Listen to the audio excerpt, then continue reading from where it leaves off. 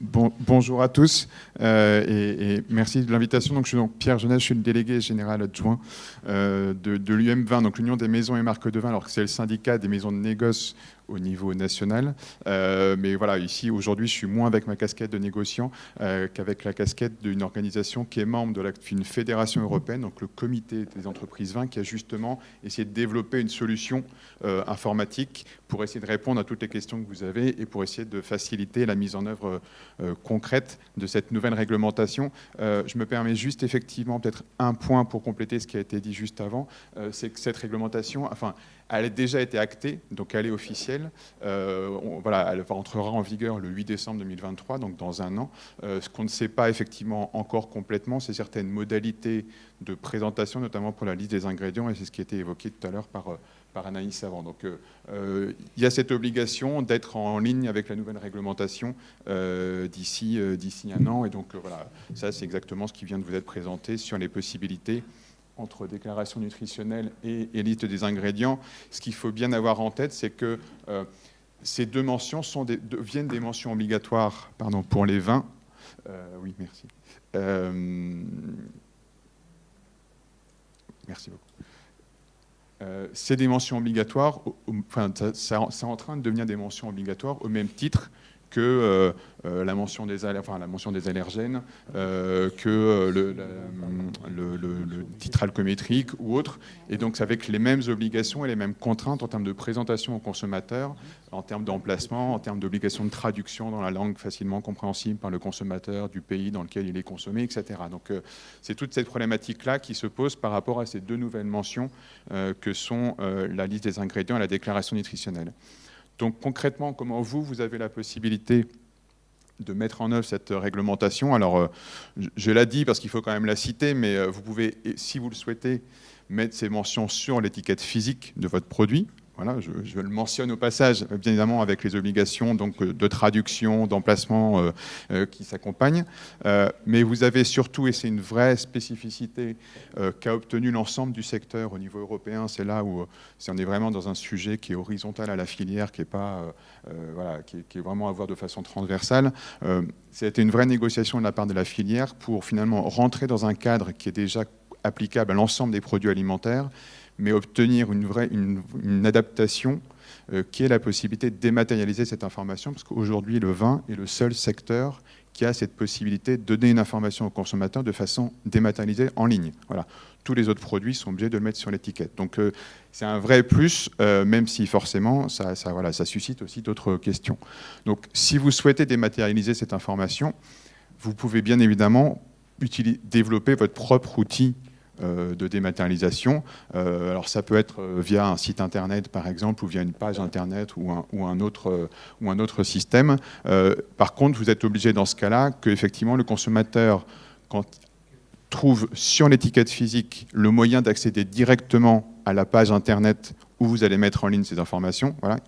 Donc typiquement, vous ne pouvez pas le faire atterrir sur la page d'accueil de votre site web, lui demander de faire 3 clics dans les différents menus pour arriver à la bonne page. Ça, c'est interdit. La deuxième contrainte, c'est que quand vous présentez cette information, effectivement, ça a été dit avant, ça ne doit pas être mélangé ou mixé avec des informations à caractère marketing. Alors après, qu'est-ce que ça veut dire, ou marketing ou commercial, qu'est-ce que ça veut dire? Ce n'est pas défini plus précisément que ça. Mais on est vraiment dans une logique réglementaire. Donc, typiquement, on comprend que ce n'est pas une fiche produit, c'est évidemment pas un site de vente en ligne, c'est évidemment pas une page disant toutes les vertus et tous les bienfaits de votre maison ou de votre entreprise ou de votre marque. Donc voilà, il y a ce principe d'étanchéité. Et le dernier élément à prendre en compte, c'est que quand un de vos consommateurs viendra consulter cette page Internet où figureront la liste des ingrédients et la déclaration nutritionnelle, vous n'avez pas le droit non plus de collecter ces données personnelles pour constituer éventuellement un fichier client, parce que de la même façon, on serait dans une logique marketing ou commerciale, et donc là, c'est interdit par la réglementation. Néanmoins, vous avez donc quand même la possibilité de développer votre propre système, ou troisième option, d'utiliser finalement les services qui sont proposés par d'autres prestataires. Voilà, on ne va pas se cacher qu'il y a aujourd'hui plusieurs prestataires, plusieurs entreprises qui font en tout cas proposent cette possibilité-là. il y a un outil qui a été développé par aujourd'hui le secteur, qui donc YouLabel, c'est celui que je vais vous présenter maintenant, qui a été créé par le secteur et pour le secteur. Et je vais essayer de vous dire, avant de vous présenter concrètement comment ça marche, qu'est-ce que ça signifie. Par le secteur, donc ça veut dire que c'est une initiative de cette fédération européenne qui représente donc les metteurs en marché, mais qui a été fait en partenariat avec l'ensemble de la filière européenne du vin. C'est même une initiative qui est développée avec le secteur des spiritueux, qui partage aussi ces problématiques-là, donc c'est un engagement vraiment collectif. Et qui est une plateforme qui est opérationnelle déjà depuis 1 an. 1 an, c'est la date à laquelle la réglementation européenne a été adoptée officiellement. Donc, comme vous pouvez l'imaginer, un outil informatique, ça demande un peu de temps pour être développé. Donc, il y avait vraiment l'objectif dans cette initiative de développer un outil pour montrer que si on demande à dématérialiser une information, on est en capacité à la mettre en œuvre de façon effective, voilà, à la rendre concrète, à la rendre opérationnelle. Donc, c'est pour ça que cette initiative a été prise. Et encore une fois, c'est une initiative qui est pilotée par le secteur et par la filière vin.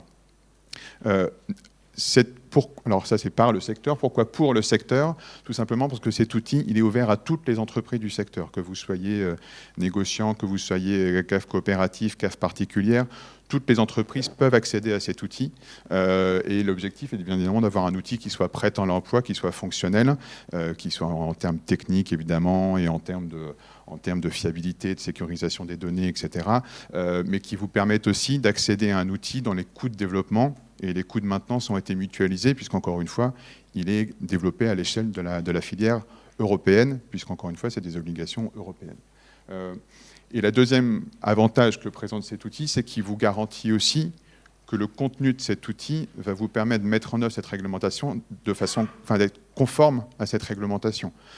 Typiquement, on le verra tout à l'heure en termes de traduction, la plateforme vous permet automatiquement de traduire, si vous le souhaitez, dans les 24 langues officielles, les mentions que vous allez, enfin les informations que vous allez donner pour être sûr que le consommateur utilisera ou trouvera l'information dans sa langue qui lui correspondent, que ce soit le tchèque, le polonais ou l'italien. Et de la même façon, tout ce qui va être paramétrage, mentions qui sont indicables, qui peuvent être indiqués dans cet outil, sont bien évidemment en ligne avec la réglementation. Et c'est d'autant plus facile de faire ça en ligne avec la réglementation qu'encore une fois, c'est les fédérations du secteur qui sont à la manœuvre, si je peux dire. Le dernier élément, je crois que ça fera écho à des discussions que vous avez un peu plus tard dans la matinée, c'est que l'objectif, c'est que cet outil de dématérialisation, il serve aujourd'hui évidemment pour la partie ingrédients et nutrition, mais on sait tous qu'il y a d'autres sujets qui sont en train de venir sur la table, notamment en termes d'information du consommateur. On parle beaucoup de d'étiquetage environnemental, de recyclabilité, d'infotri, etc. C'est de se dire aussi demain, si on a un outil qui fonctionne pour une mention, on peut peut-être l'utiliser aussi pour d'autres mentions. Typiquement, voilà, pour ceux qui exportent aujourd'hui en Italie, il y a des obligations qui vont entrer en vigueur au 1er janvier. L'outil YouLabel va permettre aussi de répondre à ces obligations en matière environnementale italienne, qui en gros c'est un infotri italien. Voilà, et cet outil va permettre de répondre à ces obligations italiennes, par exemple. Et demain aussi de faire des ponts avec typiquement des timbres de traçabilité ou d'autres mesures, parce que les QR codes, la dématérialisation, c'est déjà des choses qui existent. L'objectif, c'est d'avoir un outil qui puisse faire les ponts entre la partie réglementaire et puis les autres utilisations que vous pouvez faire de la dématérialisation en termes de traçabilité, en termes de développement d'images, etc. Donc voilà un peu l'idée de cet outil. Donc concrètement, qu'est-ce qu'il permet de faire? Donc, il vous permet encore une fois de dématérialiser votre information, la traduire automatiquement et la mettre à disposition aux consommateurs. Donc en gros, sous la forme d'une page Internet dédiée, donc ce qu'on appelle un e-label en bon français et en bon jargon. Mais concrètement, donc ça veut dire que vous accédez à la plateforme, vous rentrez les données de votre produit sur cette plateforme. Vous les validez évidemment pour être sûr que tout est conforme. Cette plateforme traduit automatiquement en 24 langues les informations que vous venez de donner en français. Et la plateforme va générer 2 choses. Le e-label, donc cette fameuse page Internet que le consommateur va voir s'afficher sur son smartphone, sur sa tablette ou que sais-je, quand il voudra consulter les informations relatives à votre produit. Et donc le QR code qu'il faudra apposer sur l'habillage physique, sur votre bouteille, sur votre contre-étiquette de votre bouteille, et que le consommateur viendra flasher pour accéder à cette information. Côté consommateur cette fois, En fait, le système, c'est que je suis consommateur, je vais être géolocalisé en fonction, par définition, de l'endroit où je me situe. Et donc, ça va permettre de voir s'afficher sur le smartphone les informations dans la langue du pays où il sera géolocalisé. Et d'être, encore une fois, conforme à la réglementation qui vous oblige à donner l'information dans la langue du pays de consommation, globalement. Donc voilà, je suis français, vous avez un client, voilà, un touriste italien qui achète une bouteille en passant chez vous, qui la ramène chez lui et qui scanne le QR code en Italie, il verra s'afficher l'information en italien directement parce qu'il sera géolocalisé en Italie, par exemple. Voilà. Et donc, concrètement, sur cette page Internet, sur cette e-label, qu'est-ce qu'il y a ? Il y a à minima 3 choses. Des éléments qui vont permettre d'identifier le produit. Donc il faut donner au consommateur, le rassurer sur le fait que les informations qu'il va voir s'afficher sur sa tablette sont bien celles qui correspondent au produit qu'il a dans les mains, qu'il s'apprête à déguster ou à boire. Les 2 autres informations, c'est la déclaration nutritionnelle et la liste des ingrédients, puisque, encore une fois, cette plateforme est faite pour ça. Vous pouvez, en plus, si vous le souhaitez, ajouter d'autres informations, mais ça, c'est en complément ou en duplication de ce qui existe sur votre étiquette physique. Il n'y a pas d'obligation, c'est vous qui faites le choix de rajouter cette information-là, si vous le souhaitez, sur la page Internet de votre produit. Je parle 5 minutes des choses qui fâchent. Mais néanmoins, comme tout outil, il y a forcément des conditions d'accès à cette plateforme. Alors, c'est un système d'abonnement forfaitaire annuel qui vous permet 2 choses, donc de créer des QR codes et puis de les maintenir. Alors la maintenance, c'est 2 choses. C'est la maintenance technique, tout simplement, pour que le système fonctionne d'un point de vue purement informatique et de mécanique, si je puis dire. Mais c'est aussi de vous assurer que ce consommateur italien qui vous a acheté une bouteille, alors je veux dire l'année prochaine, en passant chez vous, mais qui la boira dans 3 ans, et qui scanne le QR code dans 3 ans, et puisse néanmoins avoir accès au QR code et aux informations et que le lien fonctionne toujours. Voilà. Et comme c'est une plateforme, encore une fois, qui a été faite à l'échelle européenne, il y a différents forfaits en fonction des besoins de chacune de vos entreprises. Voilà, c'est des forfaits assez classiques de forfait Internet ou téléphone. Voilà, vous avez un basique, standard et premium. Voilà, et pour chacun de ces forfaits, vous avez un certain nombre de QR codes que vous pouvez créer ou maintenir en fonction du forfait. J'insiste. Je me permets juste une parenthèse. Donc, c'est des forfaits qui sont payés directement sur le site au moment où vous vous abonnez à la plateforme. Donc, tout se fait en ligne. Et 100% de ces forfaits vont directement dans la société qui a été constituée pour développer cette plateforme. Aucune organisation du secteur ne bénéficie de quelconque financement ou quoi que ce soit par cet outil-là. Moi, je ne suis même pas payé non plus, je n'ai pas de prime ou d'intéressement ou de royalty à chaque QR code créé, malheureusement. Mais tout ça pour dire que ces abonnements, encore une fois, ils servent à développer et à maintenir la plateforme. Ils ne servent pas à financer qui que ce soit au sein de la filière. Donc voilà, c'est encore une fois l'idée d'avoir un outil à destination du secteur et qui soit le plus opérationnel, le plus pratique et le plus conforme pour vous et pour vous aider à mettre en œuvre ces obligations. J'ai fini sur la partie générale, donc je suis à votre disposition s'il y a des questions. Si vous avez éventuellement 5 minutes, je peux vous présenter concrètement comment ça marche sur la plateforme si vous le souhaitez. Il faudra que vous voyez plus concrètement comment ça fonctionne. Mais voilà, en tout cas là, à votre disposition pour répondre à des questions. Donc du coup avec YouLabel, du coup vous nous dites que le logiciel va géolocaliser le consommateur, mais donc en fait finalement, alors moi je fais très peu d'export, c'est principalement une clientèle étrangère qui est en vacances, un Hollandais qui va scanner le QR code en France l'aura en français, donc pas du tout dans sa langue. Ok, donc c'est vraiment le pays, pas du tout comme l'expliquait juste avant la dame, par l'opérateur. Alors, s'il est un touriste hollandais en France, il va voir s'afficher en français parce qu'effectivement, il sera géolocalisé en français, mais il aura la possibilité néanmoins, pour le coup manuellement, de demander à ce que s'affiche la version néerlandaise. Voilà. Donc, ça, c'est possible.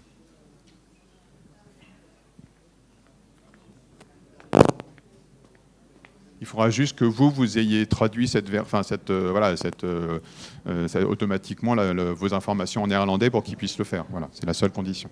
Une question concernant coexistence des QR codes. Par exemple, sur nos étiquettes, il y a déjà un QR code, grosso modo marketing, et donc on va mettre le deuxième QR code obligatoire. Est-ce que c'est possible? Comment faire les différences? Je ne sais pas, est-ce que c'est prévu? Alors, en théorie, c'est possible. Vous pouvez avoir 2 QR codes sur votre habillage si vous le souhaitez. Après, ça, c'est un choix. Ce qui est sûr, c'est que vous n'allez pas pouvoir faire en sorte que le consommateur accède à ces informations par le QR code actuel. Précisément pour le principe d'étanchéité entre l'information marketing d'un côté et puis information réglementaire, nutrition, ingrédients de l'autre. Voilà. Dans YouLabel, vous verrez tout à l'heure si je peux vous montrer, il y a possibilité de créer un QR code avec les informations obligatoires et à la fin de ce e-label, de cette page internet, d'indiquer le lien vers le site de votre entreprise ou vers le site de votre marque ou le site que vous souhaitez, voilà, pour permettre éventuellement aux consommateurs d'accéder dans un deuxième temps, voilà, à d'autres informations, pour le coup à caractère marketing ou commercial. Mais ça sera un choix volontaire du consommateur de cliquer sur ce lien, de sortir de l'environnement YouLabel pour basculer sur l'environnement. Voilà. Donc dans ce sens-là, ça fonctionne. Voilà, si jamais vous voulez avoir un seul QR code sur votre bouteille, sinon effectivement après voilà, il va falloir gérer ou arbitrer cette question-là sur les habillages à partir de 2023. Moi j'ai 2 questions. La première, vous parlez de l'identification du vin dans la fiche. Et il y avait une photo. Est-ce que la photo doit être contractuelle du coup? Ça veut dire qu'on doit faire une photo par cuvée pour la publier? Alors ça fait partie des points d'interrogation qui restent un petit peu sur la façon dont on identifie. YouLabel a été, avant d'être développé, il y a eu un certain nombre de discussions avec les autorités européennes pour savoir qu'est-ce qui était acceptable. Leur message était de dire il faut une photo. Voilà, il faut le nom du produit, il faut une photo pour permettre, encore une fois, d'identifier le vin, sans préciser ce qu'est la photo. Voilà. Donc aujourd'hui, l'idée est plutôt d'essayer de mettre la photo du produit. Alors pas la fiche technique, hein, vraiment la photo du produit, parce qu'encore une fois, fiche technique, vous allez avoir beaucoup d'autres informations.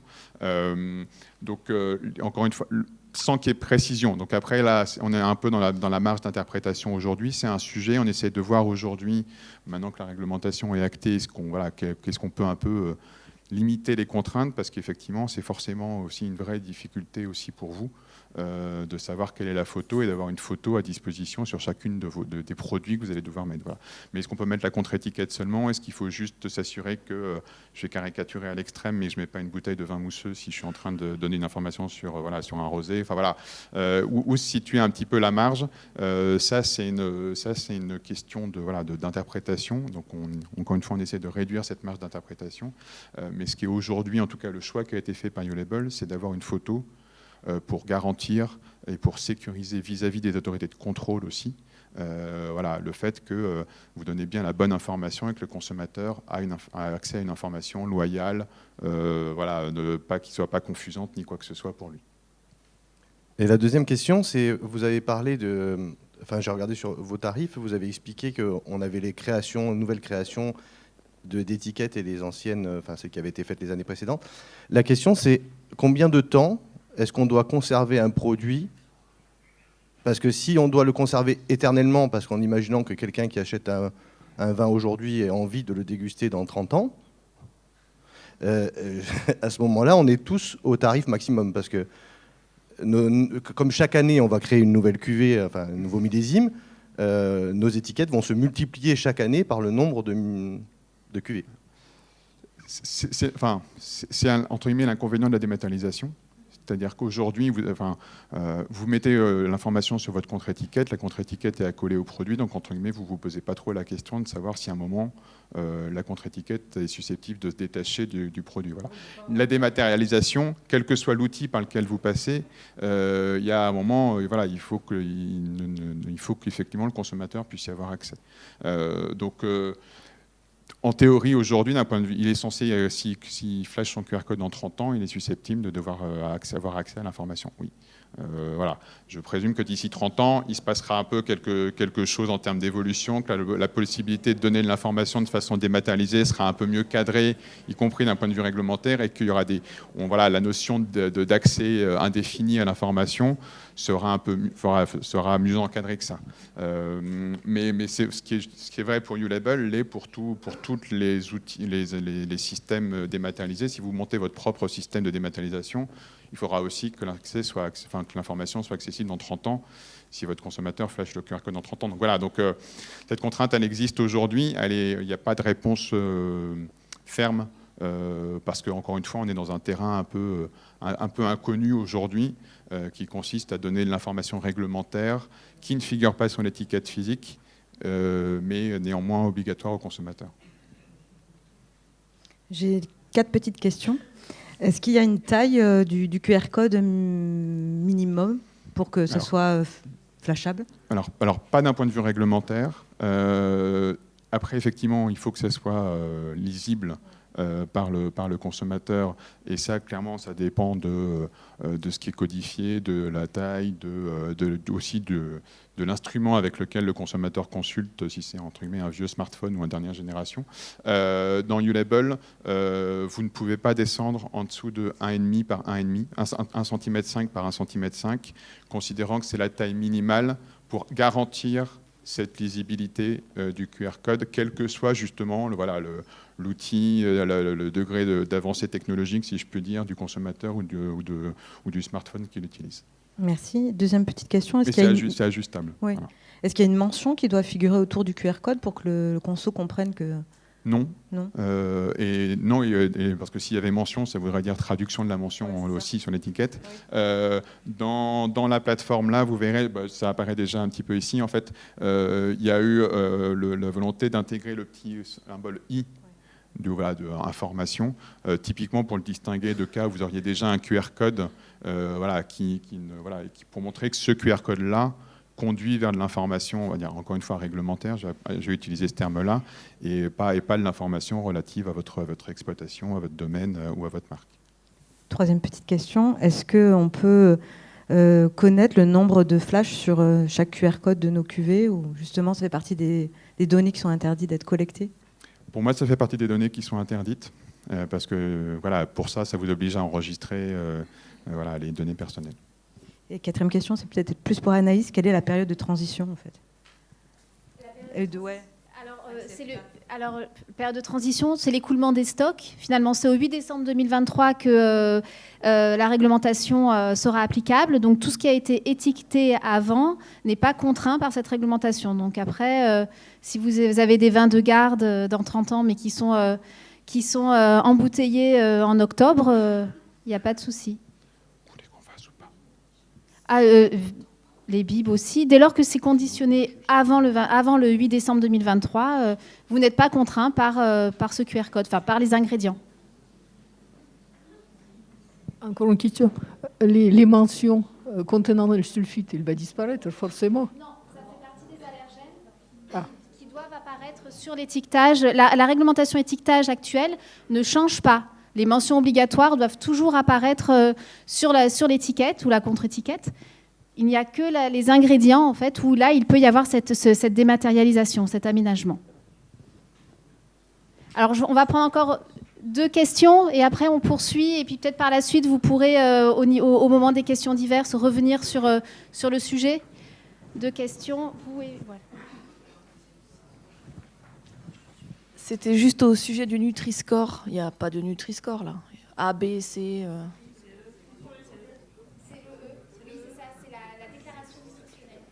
Non, mais tu sais, quand c'est très énergétique ou...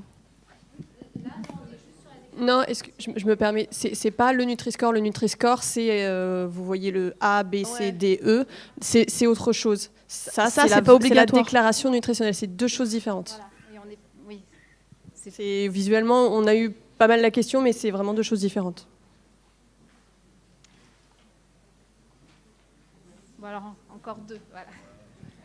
Moi, ma question, elle concernait les ingrédients, notamment l'acide tartrique, par exemple. C'est quelque chose qui est naturellement présent dans le vin. Donc, est-ce qu'il va y avoir des seuils au-delà duquel on doit l'indiquer ou pas? Parce qu'en un sens, quand on va mettre dans la liste de nos ingrédients acide tartrique, ça induit qu'on l'a ajouté. Mais si on ne l'a pas fait, c'est un composant du raisin. Donc on n'aurait peut-être pas à l'indiquer dans ce cas-là. Si vous l'avez ajouté, il faudra le mettre dans la liste. Mais s'il ne l'est pas. Voilà, si vous en donc avez pas utilisé. Donc est-ce qu'il y a un seuil Non, alors par contre, il n'y a pas de seuil. À partir du moment où vous l'ajoutez, en gros, c'est ce que vous avez utilisé. Voilà. Donc, qu'est-ce que vous avez ajouté dans votre processus de production de vin à partir du moment où vous avez les raisins ou les mous et jusqu'à la partie mise en bouteille. Donc, si vous n'ajoutez pas d'acide tartrique, il n'y a rien à mettre. Voilà. Si à un moment vous acidifiez avec de l'acide tartrique, vous devez le mettre parce que c'est un ingrédient. Et dans ce cas-là, quelle que soit la quantité de l'ingrédient, voilà, vous devrez l'afficher, l'indiquer dans la liste des ingrédients. Après, ce qui est en train d'être en discuté, c'est ce que vous présentez tout à l'heure, Anaïs, c'est que voilà, dans ce texte d'application qui doit encore être adopté là, en début 2023, l'objectif, c'est d'arriver à avoir des modalités de simplification de cette liste. Parce que ce qui est compliqué sur la partie ingrédients, c'est cette variabilité en fonction de chaque cuve, en fonction de chaque assemblage, voire parfois chaque mise. Et donc, typiquement sur la partie acide, de pouvoir mettre peut contenir acide tartrique et ou acide malique, par exemple, pour s'assurer que quel que soit le produit, si vous avez un assemblage entre une cuve avec de l'acide tartrique et puis une autre avec de l'acide malique, vous ne soyez pas obligé de faire 2 listes d'ingrédients en fonction de l'assemblage que vous avez fait. Voilà, vous en faites une et en mettant peut contenir acide malique ou acide tartrique. Mais ça, il faut encore attendre quelques semaines avant d'être sûr d'avoir cette possibilité-là. Et c'est la différence aussi par rapport au volet nutrition.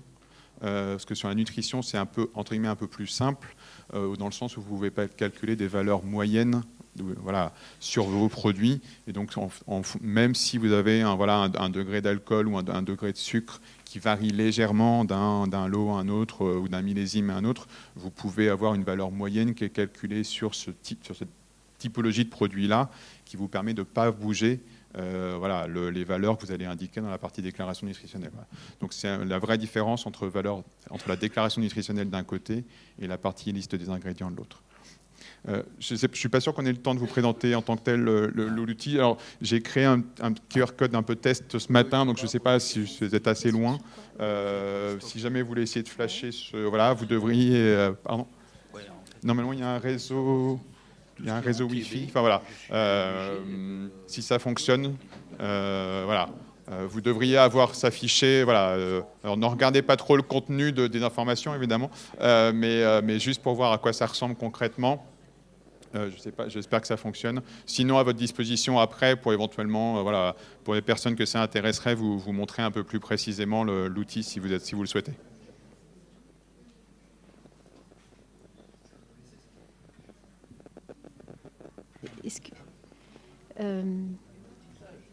Alors, il reste une dernière question, juste...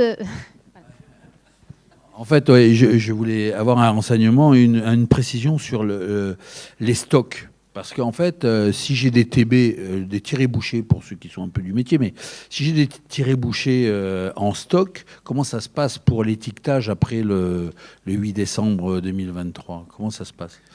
Parce que j'ai des stocks d'étiquettes, des stocks... Alors, ce qu'on sait aujourd'hui, c'est que les vins produits et étiquetés avant le 8 décembre ne sont pas concernés. Voilà. Donc, produits et étiquetés. Ce qu'on essaie d'obtenir, mais ça renvoie encore à ce fameux texte-là qui doit être publié au début d'année, c'est justement tous ces vins qui sont produits mais pas encore étiquetés, ou ces vieux millésimes que vous avez, sur lesquels vous n'avez pas forcément la traçabilité des ingrédients au moment où vous l'avez produit, et ce qu'on peut, entre guillemets, aussi les faire sortir du champ de cette application. Voilà. Donc ça, on attend ce fameux texte, donc je ne peux pas vous donner de réponse certaine aujourd'hui, mais l'objectif, c'est bien d'essayer de faire en sorte que ces obligations, elles concernent les produits les plus récents, donc 2023, peut-être 2022, et si on peut essayer d'éviter avant, mais tout n'est pas complètement dans notre main, malheureusement, et donc il faut attendre cet texte européen dans les prochaines semaines. De toute façon, nous essaierons de vous tenir informés par voie d'emailing ou par notre journal interne des suivis réglementaires. Voilà, on essaye d'être au maximum au plus près de l'actualité juridique. Donc, voilà, n'hésitez pas, si vous avez un doute à un moment, à nous contacter. Il n'y a pas de difficulté. Merci, Monsieur Geneste.